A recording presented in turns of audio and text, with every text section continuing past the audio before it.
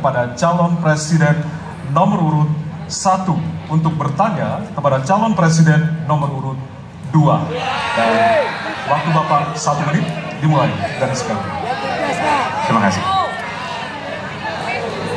Pada tanggal 25 Pak Prabowo mendaftar ke KPU sebagai pasangan calon presiden, calon wakil presiden. Sesudah keputusan MK. Dan kemudian di MK dibentuk MK yang hasilnya mengatakan bahwa terjadi pelanggaran etika berat yang menyebabkan keputusan yang dibuat oleh MK secara etika bermasalah. Kemudian Bapak punya waktu sampai dengan tanggal 13 November karena di situ adalah waktu terakhir untuk mengambil keputusan bila ada perubahan. Sesudah Bapak mendengar bahwa ternyata pencalonan persyaratannya bermasalah secara etika, pertanyaan saya, apa perasaan Bapak ketika mendengar bahwa ada pelanggaran etika di situ? Baik, waktunya habis. Kami berikan kesempatan kepada calon presiden nomor urut 2 untuk menjawab selama 2 menit. Waktunya dimulai dari sekarang. Acur Sob, acur. Mas Anies, ya memang suatu perkembangan politik itu ada beberapa segi. Woi, perasaan bukan politik, PA. Jadi tim saya, para pakar hukum yang mendampingi saya menyampaikan bahwa dari segi hukum tidak ada masalah.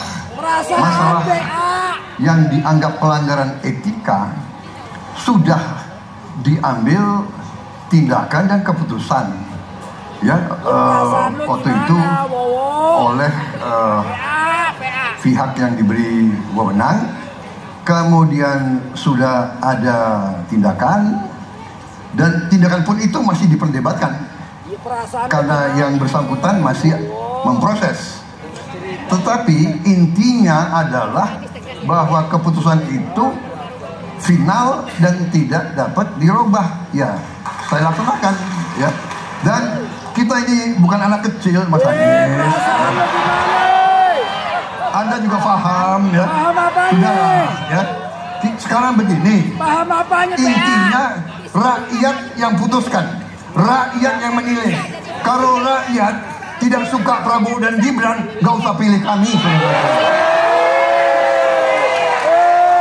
Dan saya tidak takut tidak punya jabatan.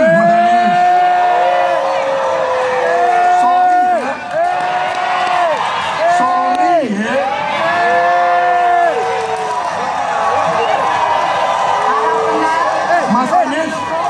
Mas Anies, saya tidak punya apa-apa. Saya sudah siap mati untuk negara ini.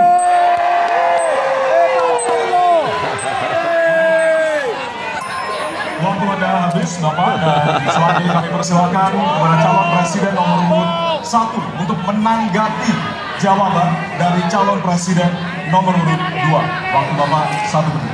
Dimulai dari sekarang. Fenomena ordal ini menyebalkan. Di seluruh Indonesia kita menghadapi fenomena ordal. Mau ikut kesebelasan Orang ada dalam. ordalnya. Orang dalam. Mau masuk jadi guru ordal. Mau daftar sekolah ada ordal. Mau dapet tiket untuk konser ada ordal. Ada ordal di mana-mana yang membuat meritokratik nggak berjalan. Yang membuat etika luntur. Dan ketika fenomena ordal itu bukan hanya di masyarakat, tapi di proses yang paling puncak terjadi ordal, maka rakyat kebanyakan, dan ini saya rasakan beberapa waktu yang lalu, beberapa orang guru berjumpa dengan saya dan mereka mengatakan, Pak, di tempat kami pengangkatan guru-guru itu mendasarkan ordal. Kalau tidak ada ordal, nggak bisa jadi guru, nggak bisa diangkat. Lalu apa jawabannya? Atasan saya bilang, wong yang di Jakarta aja pakai ordal, kenapa kita di bawah tidak boleh pakai ordal? Negeri ini rusak apabila tatanan itu hilang. Ya. Sekarang kami berikan kesempatan kepada calon presiden nomor urut 2 untuk menanggapi tanggapan dari calon presiden nomor urut 1. Waktunya 1 menit dari sekarang. Mas Anies, dalam demokrasi, kekuasaan tertinggi ada di rakyat. Hakim yang tertinggi adalah rakyat. Tanggal 14 Februari rakyat yang akan mengambil keputusan. Kalau kami tidak benar, salah, berkhianat, rakyat yang akan menghukum kami. Masih ada, Bapak? Sudah cukup? Baik, terima kasih. Harap tenang, hadirin, kita akan lanjutkan. Ya, kita akan lanjutkan. Dan untuk kesempatan ini kami berikan kepada calon presiden nomor urut 2 untuk bertanya kepada calon presiden nomor urut 3. Kelihatan bajoknya lu. Dimulai dari Dungu lo dungu. Dungu. Mas Ganjar punya pengalaman sebagai gubernur. Saya ingin bertanya, bagaimana pemikiran Bapak untuk mengatasi pengangguran yang masih banyak, terutama lulusan-lulusan sekolah dan sarjana yang belum tertampung. Mungkin pengalaman Bapak bisa Bapak memberi suatu pencerahan kepada kami. Terima kasih. Waktunya masih ada, Bapak ada yang ingin tambahkan? Baik, cukup. Oke. Selanjutnya kami berikan kesempatan kepada calon presiden nomor urut 3 untuk menjawab selama 2 menit. Waktunya dimulai dari sekarang. Terima kasih Pak Prabowo. Isu ini sangat kontekstual dan saya kira dari pertanyaan masyarakat begitu sulitnya mendapatkan pekerjaan. Ada beberapa poin Pak. Yang pertama adalah membuka ruang investasi yang cukup besar dengan cara memastikan penegakan hukumnya bisa berjalan baik, kepastian hukumnya berjalan dengan baik, transparan, akuntabel, mudah, murah, cepat dalam sebuah layanan. Tanpa itu dilakukan, mereka akan minggat dan mereka akan pergi, tidak mau datang. Yang kedua, ketika mereka datang, sudah masuk berinvestasi, katakan, pusat-pusat pertumbuhan sudah diberikan kepada mereka oleh pemerintah dengan fasilitasi kawasan industri umpama, insentif pajak umpama, kemudahan perizinan, ease of doing business umpama, maka ketika kemudian itu sudah berjalan, Pak, yang mesti disiapkan adalah SDM. Ketangguhan SDM untuk menjemput itulah yang kita siapkan. Apa itu? Sekolah vokasi, tidak ada yang lain. Dan kemudian SDM inilah yang kita bisa pastikan bahwa mereka sampai dengan 12 tahun mesti sekolah dan gratis. Inilah yang kemudian bisa kita dorong untuk kemudian mereka bisa naik. Ada juga tindakan afirmasi sekaligus untuk menurunkan kemiskinan adalah setiap satu keluarga miskin kita kasih kesempatan satu anaknya sampai ke perguruan tinggi. Karena itulah yang akan membongkar dan kemudian memberikan ruang pekerjaan yang jauh lebih banyak kepada mereka. Maka peran-peran inilah yang mesti kita dorong. Kawasan industri Kendal sudah bekerja sama dengan 100-an lebih sekolah vokasi. Kawasan industri di Batang sedang kita siapkan, bahkan kita bangunkan sekolah. Kerjasama antara pusat, provinsi, kabupaten menjadi begitu penting untuk memfasilitasi itu. Dan kemudian tugas kita mensosialisasikan untuk mereka bisa terlibat di dalamnya. Baik. Ya, waktu Anda habis Bapak, dan kami persilakan kepada calon presiden nomor urut 2 untuk menanggapi jawaban dari calon presiden nomor urut 3. Waktu Bapak 1 menit. Saya senang mendengar jawaban itu.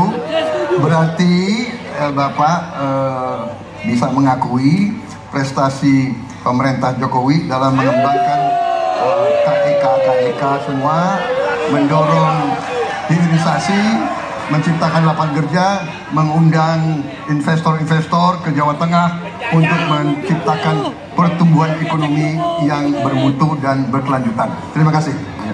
Waktunya masih ada, Bapak? Cukup.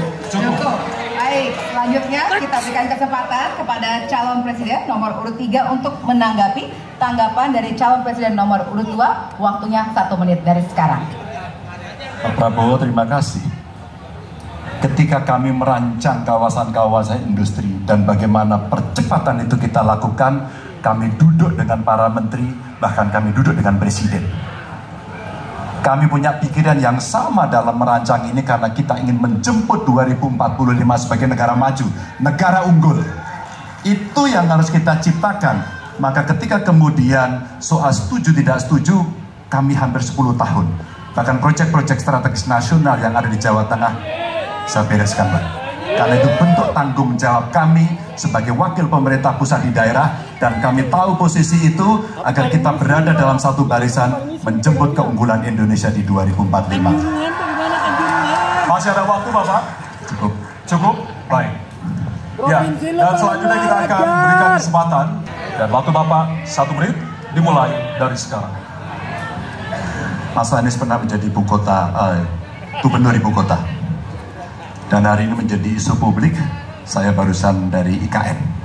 Mas Anies, dengan berbagai kondisi yang ada di Jakarta, traffic jam, orang bermigrasi, bagaimana polusi yang terjadi, saya pengen dapat statement yang clear dari Mas Anies.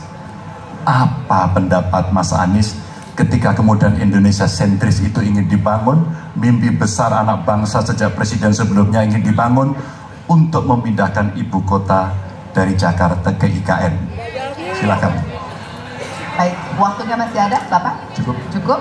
Baik, terima kasih. Kemudian kami silakan calon presiden nomor urut 1 untuk memberikan jawaban selama 2 menit dimulai dari sekarang. Kalau ada masalah jangan ditinggalkan, diselesaikan.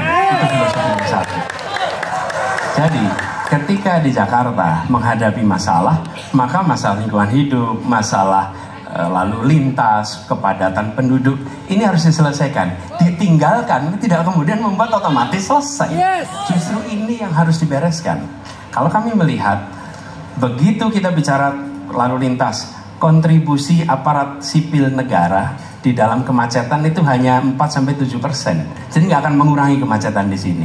Yang kedua, soal lingkungan hidup. Kalau yang pindah itu pemerintah, bisnis, keluarga masih tetap di sini, masih tetap ada masalah. Karena itu kami berpandangan, masalah yang di Jakarta harus diselesaikan dengan transportasi umum yang dibangun. Kemudian yang kedua, menambah taman yang dibangun, transportasi umum berbasis elektrik. Dan itu semua dikerjakan untuk membuat Jakarta menjadi kota yang nyaman, aman, kota yang membuat kita bisa hidup dengan sehat. Itu terkait dengan Jakarta. Jadi jangan kita meniru pemerintah Belanda. Mereka punya kota tua. Ketika kota tua turun permukaan, mereka pindah ke selatan, bikin di sekitar Monas, ditinggalkan. Masalah tidak diselesaikan. Kita harus menghadapi masalah dengan menyelesaikan. Lalu yang kedua, terkait dengan IKN. Ketika kita memiliki masalah yang masih urgen di depan mata kita, depan mata kita, di Kalimantan sendiri, kebutuhan untuk membangun sekolah yang rusak sangat banyak. Membangun kereta api atau jalur tol antar kota di Kalimantan itu urgen. Yang merasakan dari uang itu siapa? Rakyat. Sementara yang kita kerjakan hanya membangun tempat untuk aparat sipil negara bekerja, bukan untuk rakyat dan bukan pusat perekonomian.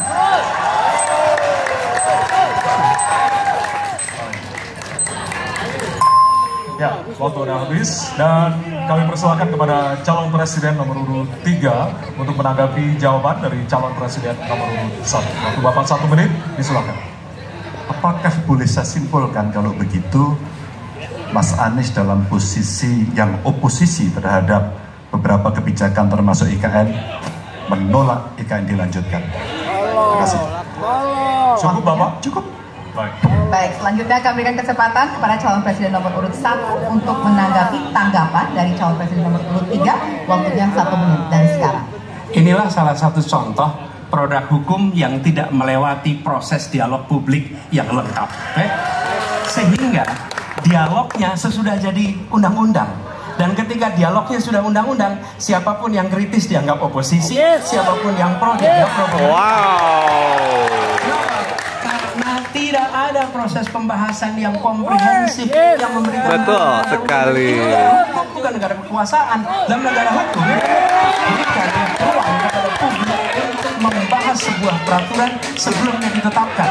Tapi ini nada-nadanya seperti negara kekuasaan, di mana penguasa menentukan hukum dan kemudian dari situ kita berdebat pro kon. Kami melihat ada kebutuhan-kebutuhan urgen yang dibangun untuk rakyat. Kalau hari ini kita belum bisa menyiapkan pupuk lengkap, tapi pada saat yang sama kita membangun sebuah istana untuk presiden, di mana rasa keadilan kita?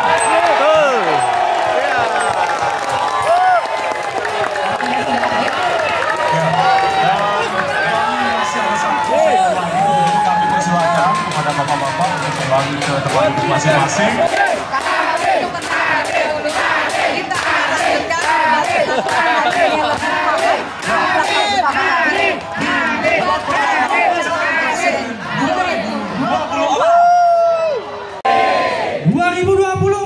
Menang, amin, amin. Menang. Cari kawan yang bisa itu. Anies Caimin menang satu putaran. Anies Caimin menang satu putaran. Lagi. Mantap. Iya aku.